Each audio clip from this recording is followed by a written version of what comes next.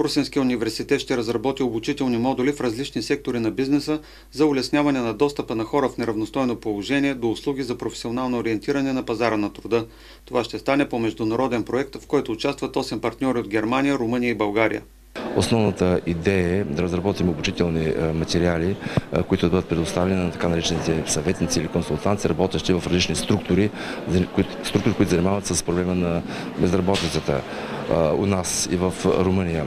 Основната идея е да направим материалите по този начин, че те да бъдат адресирани главно за хората, най-уязвимите групи, имам предвид млади хора, хора в неравностойно положение с трайно безработни и други от този род. Надявам се, че наистина тези материали ще бъдат полезни на структурите, които се занимават с подобен род дейности. Това така ни кара да работим много активно, много ентусиазирано. В хода на проекта ще бъдат подготвени квалифицирани консултанти в областта на професионалното образование и обучение за работа. Първият пилотен курс ще се проведе в Германия.